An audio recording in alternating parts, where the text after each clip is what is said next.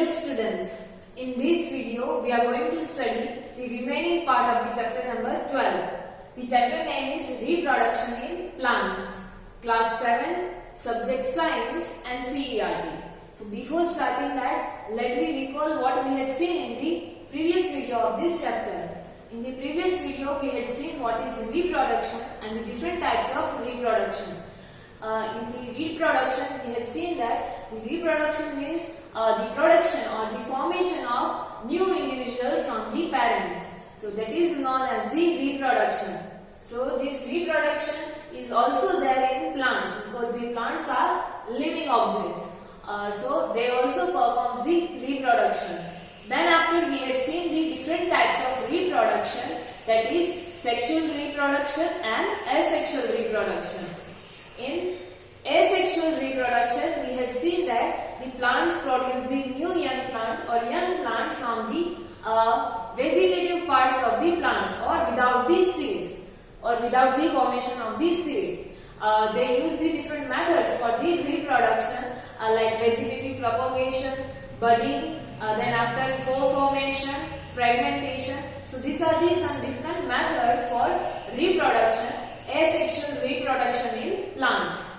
We had seen that without the seeds, plants can also reproduce with the different vegetative parts like stem, branches, roots, leaves, etc. So these are the things we had seen in the previous video of this chapter. So now in this video we are going to see the another part of the reproduction or another type of the reproduction, that is sexual reproduction. So now let me see. First we had seen what is reproduction over here, that is the production of new individual from their parents is known as the reproduction. And there are different modes of reproduction, that is sexual reproduction and asexual reproduction.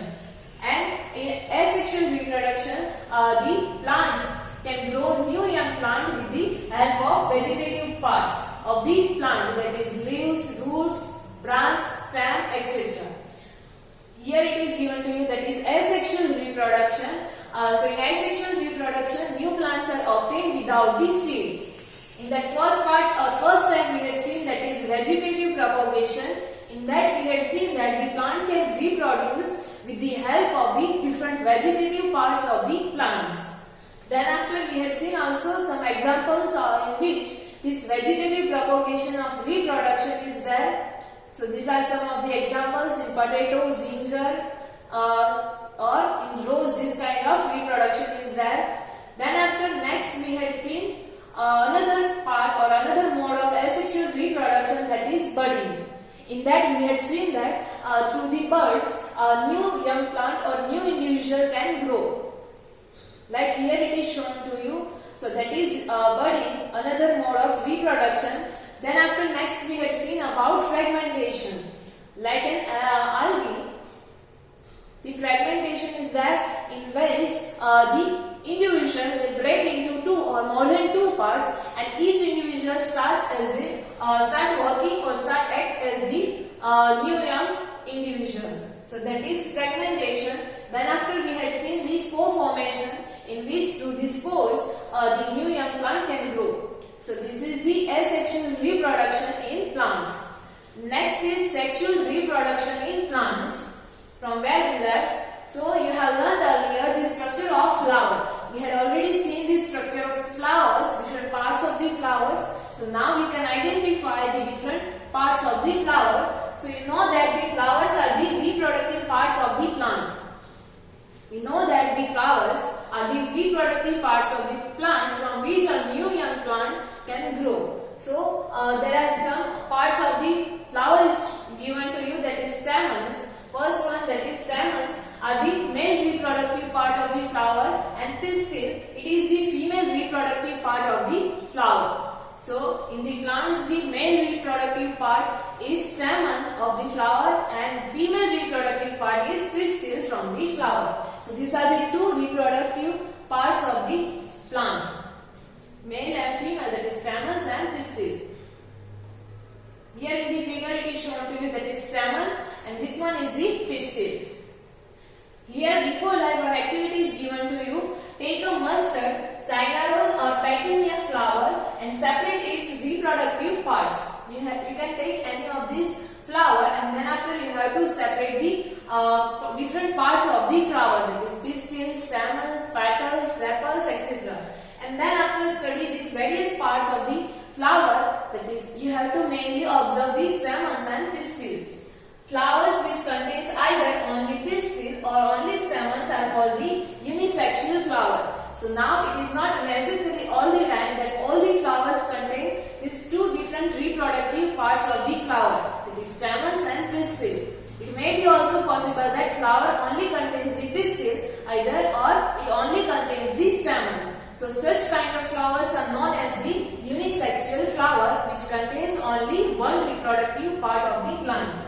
Now flowers which contain both the stamens and pistil are known as the bisexual flowers. So this kind of flowers which contain these both reproductive parts of the plant is known as the bisexual flower. So in flowers also two types are there, that is unisexual flowers and bisexual flowers. The flowers which contain only one reproductive part of the plant, either pistil or stamen, are known as the unisexual flowers, and the flowers which contain both the reproductive parts of the plant is known as the bisexual flowers. Here some examples are given to you of unisexual flowers and bisexual flowers. The corn, papaya and cucumber produce unisexual flowers. So these are some of the examples of unisexual flowers, that is corn, papaya and cucumber. Whereas mustard, rose and petunia are the bisexual flowers. These flowers are bisexual, that means they contain both of the reproductive parts of the plant.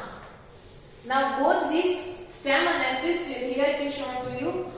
So both this male and female unisexual flower may be present in the same plant or in different plants. It may be possible in a plant one flower contains only pistil, another flower contains stamens. So that means it is possible that both male and female reproductive parts are there in a same plant, or in the other plant also it may consider, or it may also consist of. Here the reproductive parts of the flower is shown to you, that is pistil and stamen.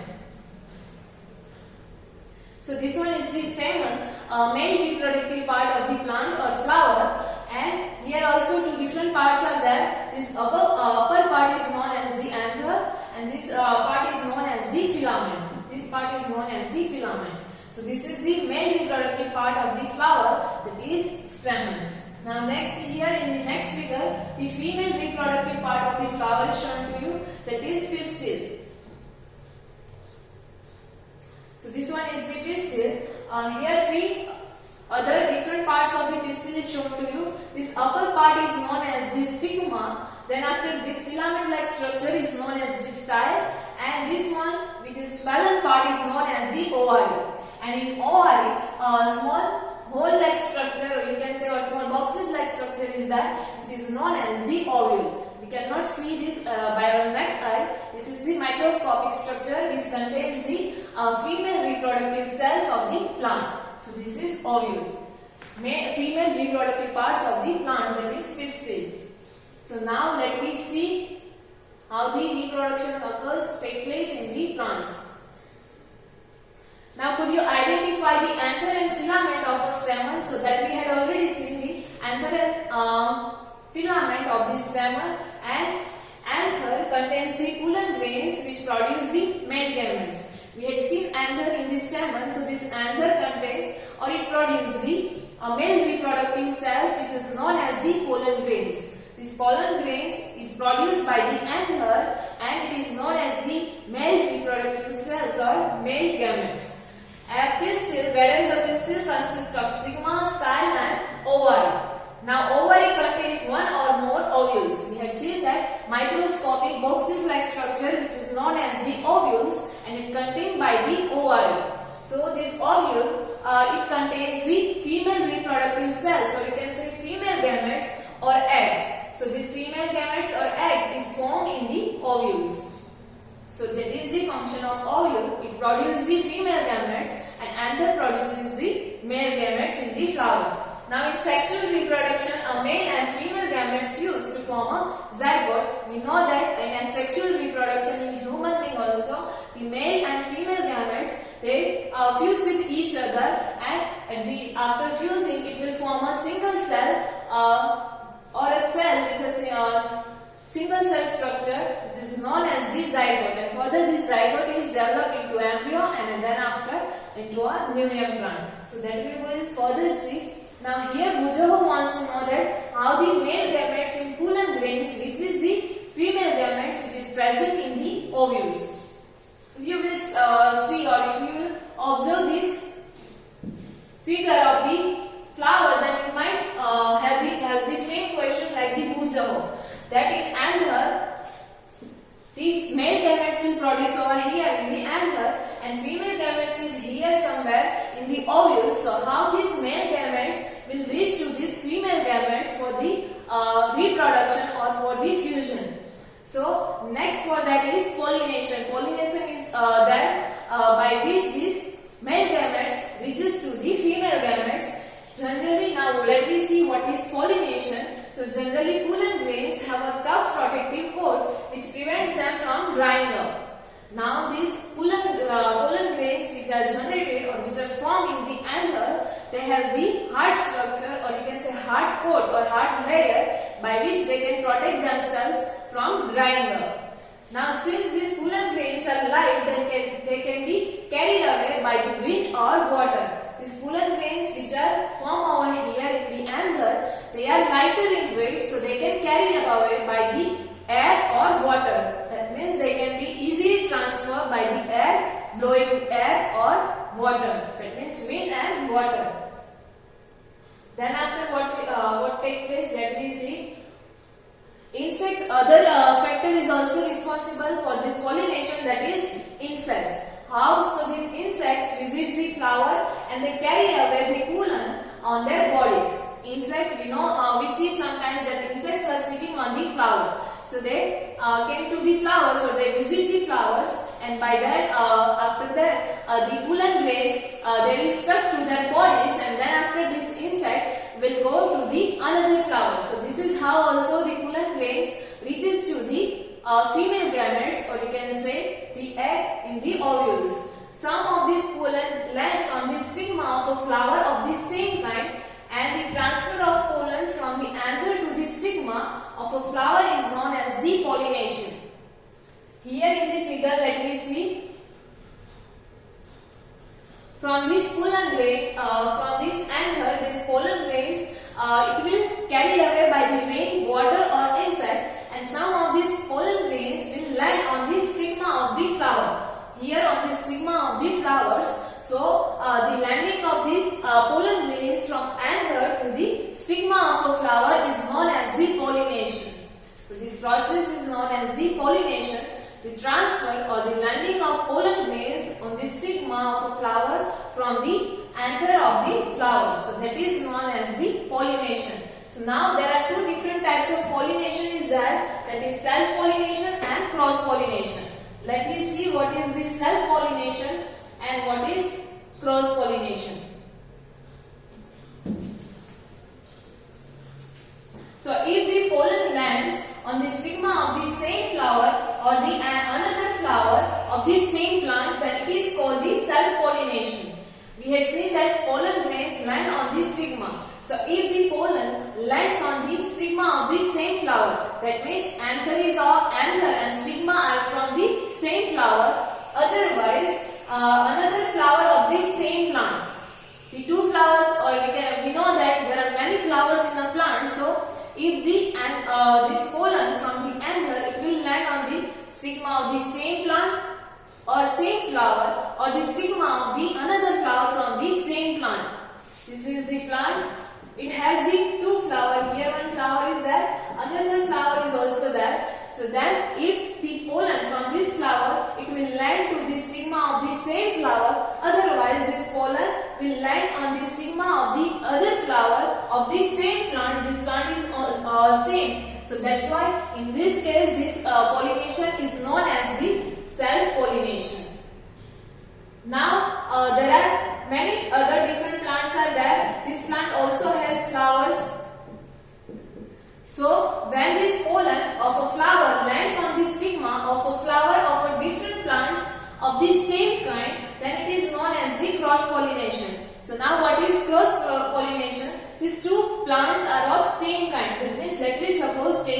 rose flower. So this plant is rose plant, this one is also rose plant. Then if the pollen from this flower, it will land on the stigma of the different plant. This plant is different, but it is the rose plant. So different plant or flower of the different plant, then this pollination is known as the cross pollination. This pollination is known as the cross pollination. This pollination is known as the self pollination. So this is the two different types of pollination. If the pollen from the anther, it will land on the stigma of the same flower or the another flower of the same plant, then it is known as the self pollination. And if the pollen of the from the anther, it will land on the stigma of the another flower or the another flower of different plant of the same species, then it is known as the cross pollination. Here in the figure it is shown to you self pollination and cross pollination. This one is the self pollination, that means pollen from this anther, it will land on the stigma of the same flower or the flower of the same plant. So that is known as the self pollination. Now this flower is from other plant of the same kind, that means the species of these two different plant, these two plants are same. So if the pollen from the anther, this anther, it will land on the stigma of this different flower, then it is known as the cross pollination. So this is the self pollination and cross pollination.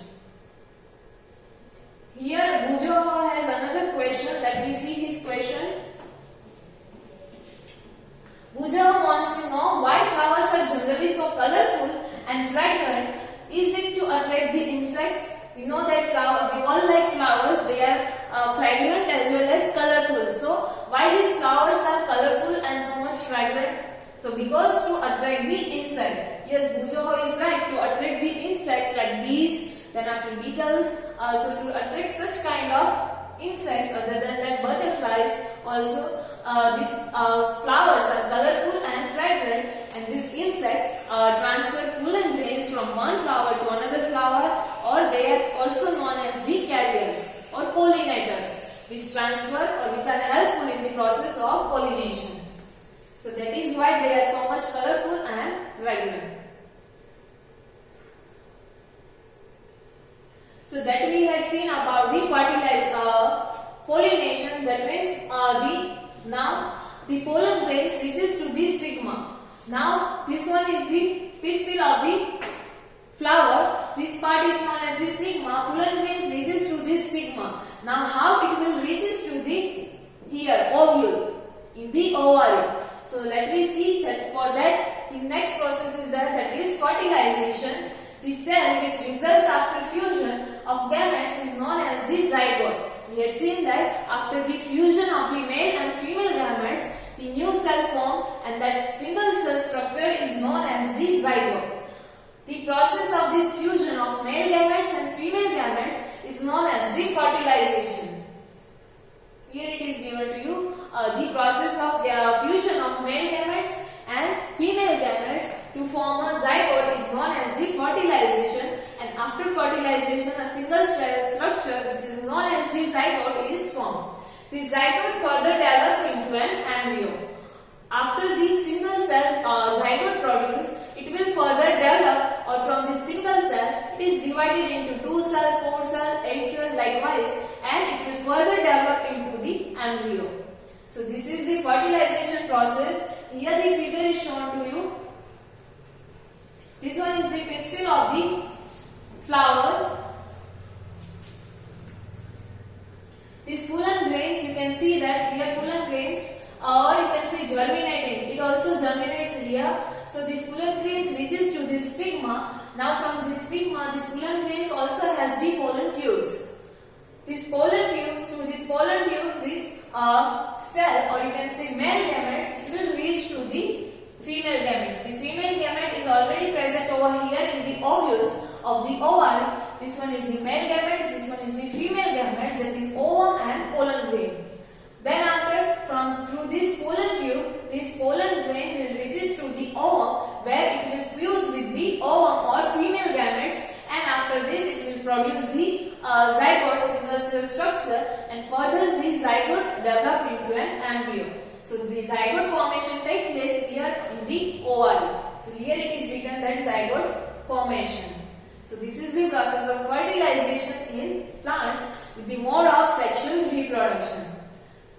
So this is, we had seen about the fertilization, how the fertilization or the reproduction take place in the plants. Now next topic is fruits and seed formation. We are observing seeds and fruits in the plants. So how these seeds and fruits are produced in the plants? So after fertilization, the ovary grows into a fruit and other parts of the flower fall off. After the fertilization, this ovary, it will further develop and it will grow into the fruits. And the remaining part, like this, all parts will fall off. So the fruit is ripened ovary. The fruits which we are eating, it is not any other thing, but it is the ripened ovary which we are eating. And the seeds which is developed from the ovules, the seeds contains an embryo enclosed with the protective seed coat. The seeds which we are observing or which we are finding in the fruits, that are nothing but the ovules, which are already present in the ovaries, and the seeds contains the protective seed coat. It is covered with the protective layer, or you can say protective seed coats. And from this protective seed coats, you can also grow a new young plant. So this is fruits and seeds which we are getting from the plants. Some fruits are fleshy and juicy, and such as mango and orange. Now we see that all the fruits are not the same. Some are juicy and fleshy. Fleshy, that means like round shape and plumpy. So some fruits are like this, like mangoes and orange, whereas some fruits are hard, like almonds and walnuts. So there are different types of fruits also there which we are eating. It is nothing but the ripened ovary, and the seeds which are finding, that is embryo which is enclosed by the protective seed coat, and the fruits are of different kind, like some are fleshy and plumpy, or you can see like mango and orange, and some are hard. Here you can see section of an apple or almond. So the fruits are of different types because of their different plant species. So this is fruits and seed formation. Next topic is seed dispersal. We know that we are finding many plants over here, and many people which are living far away places, they are also growing the same plant. So now how it is possible that we are sitting here, or we are growing here some plants, and some other peoples are also growing some other plants at a far away places? How is that possible? So for that, next is that is seed dispersal. The seed dispersal process is that which is because of what the seeds can transfer, or it can travel to the far away places. So in nature, same kind of plants grow at different places. As we had discussed, same kind of plants are growing at the different places, and this happens because of the seeds are dispersed to the different places. Dispersed, that means you can say scattered.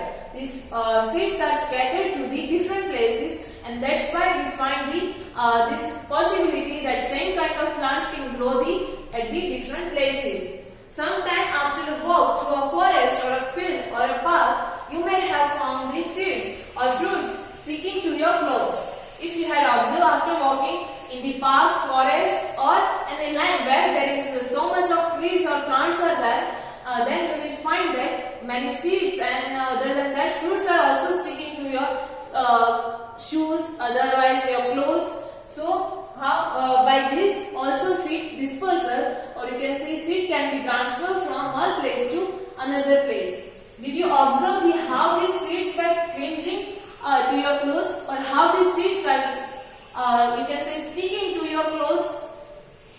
So there are different types of seeds are also there. What do you think will happen if all these seeds of a plant were fall at the same place and grew there? If we are thinking that what happened if the seeds of a plant, it will fall at the same places, or it will fall at the same places, and on that place only these new young plants will grow, then what will happen? So you might say that there is too much plants are there in that places, and on the other side, on the other places, there were no plants. Or you can say there would be a severe competition for sunlight, water, minerals and space. The place where all these seeds starts growing, there will be the saver, that means hard competition for sunlight, then after water, minerals and space. And we know that if the competition for these different factors is high or tough competition is there, then after this kind of plants cannot grow properly. So as a result, these seeds would not grow into the healthy plant. And because of this competition for the sunlight, water, minerals, this seed will not grow into the healthy plant. So the plants benefits by seed dispersal, and it prevents the competition between the plant and its own seedling for sunlight, water and minerals. So this seed dispersal is also beneficial for the plants because it reduces the competition between the plant and its own seedling. Seedling, that means young plant which is growing from the seed. So it will reduce the competition between the plant and its seedling for the sunlight, water and minerals. So that's why the seed dispersal is also beneficial for the plants. And it also enables the plants to invent new habitats for wider distribution. And other than that, it will also allow the plants to invade, that means to adapt the new habitat, and that's why it can spread into the wider areas, or the wider distribution is also possible for the plants. So this is why the seed dispersal is also necessary for the plants. So now let me see how this seed dispersal take place. So the seeds and fruits of plants are carried away by wind, water and animals. So these are some of the factors which are responsible for this seed dispersal, that is water, air, or you can say wind and animals. How? So let me see the wind seeds such as those of the drumstick and maple. Here it is shown to you wing seed, that means the seeds which has the structure like wings. Here you can see the seeds of drumstick, and this one is the seed of maple. So here you can see this is the structure, or this is known as the wings of these seeds. So there has the structure like wings, so that's why they are known as the wing seeds. Now these seeds are lighter in weight, so they can easily transfer through the wind, water and by the animals. Then after light seeds of grasses or heavy seeds of oak, or you can say madar, and heavy fruits of sunflower get blown off with the wind to faraway places. Other than these two seeds, the seeds of the grasses, they are also lighter in weight. And then after heavy seeds of oak or madar, or you can say heavy fruits of sunflower. Here in the next figure it is shown to you. This is the hairy fruit of sunflower. This one is the fruit of sunflower which has the structure like hairs. And this one is the hairy seed of madar, or you can see oak. This structure is like the hair. So they are lighter in weight and they can be easily transferred from one place to the another place with the help of wind, water or animals. So they can be easily dispersed. So it is easy to disperse this kind of seeds. These fruits or seeds usually develop floating ability. Now next is some seeds are dispersed by the water. So you may have the question that how these seeds are dispersed by the water. You can understand this. These seeds are lighter in weight, so with the wind they will blown off to the other places or faraway places. Now how they will disperse with the help of water. So some seeds are also dispersed through the water. These fruits or seeds usually develop the floating ability in the form of spongy or fibrous outer coat, as in coconut. So the seeds which are dispersed with the help of water, they will develop the ability to float on the water. Like they will adapt themselves such that they can float in the water, or they will develop the floating ability by the spongy and fibrous outer coat. They will develop the outer coat which is spongy and fibrous, that means which helps them in the floating in the water, like coconut. In coconut we know that the outer surface is fibrous, so it can easily float in the water. So these kind of seeds are dispersed with the help of water also. Some seeds are dispersed by animals. How? So especially which kind of seeds? So spiny seeds with the hook get attached to the bodies of animals and are carried for the to the distant places. Examples are given to you, that is xanthium and uranum.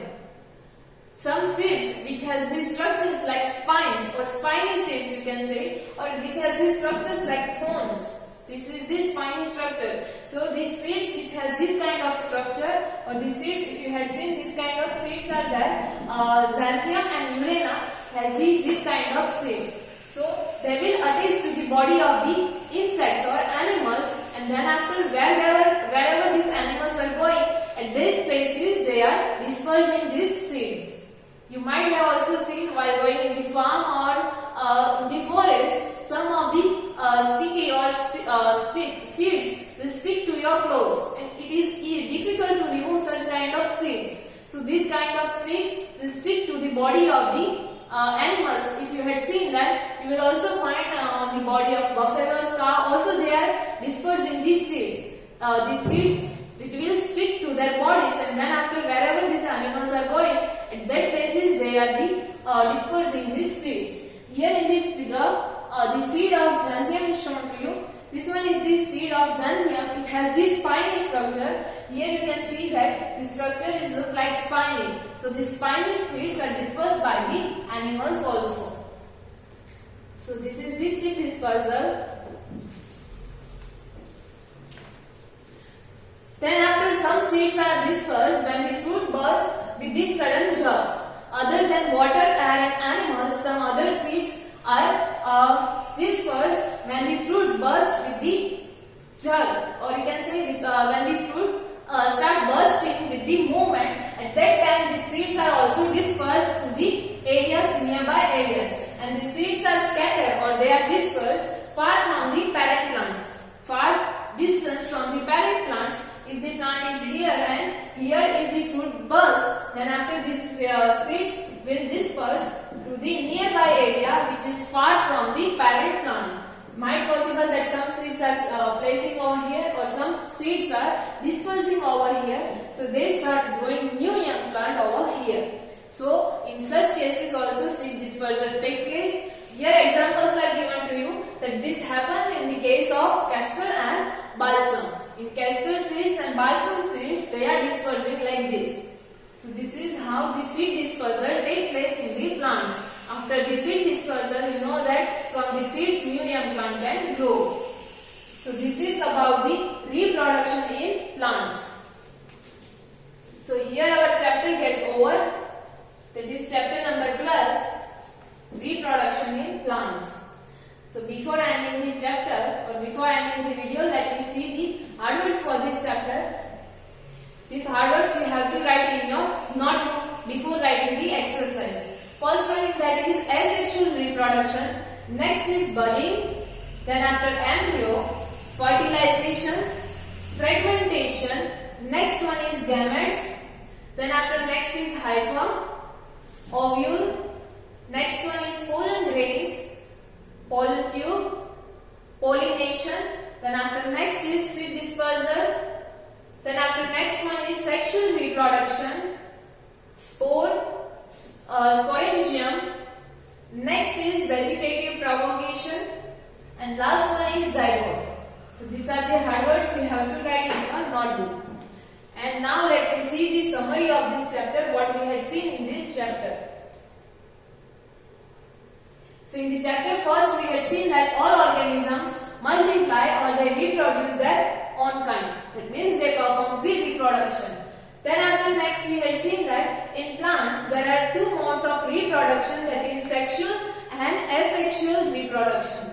And there are several methods of asexual reproduction like fragmentation, budding, spore formation and vegetative propagation. Then after next we have seen about sexual reproduction. So sexual reproduction involves the fusion of male and female gametes, so you can say female cells. In vegetative propagation, new plants are produced from the different vegetative parts like leaves, stems and roots. Then we had seen that flower is the reproductive part of the plant from which the new young plant can grow. So flower may be unisexual with the either male or female reproductive parts. And a bisexual flower has the both female and male reproductive parts. The male gametes are found found in the ovule. And pollination is the process of transfer of these pollen grains from the anther, which is present in the stamen of one flower, to the stigma of the another or same flower. So that is known as the pollination. Then after we have seen different two types of pollination, that is pollination is of two types, self-pollination and cross-pollination.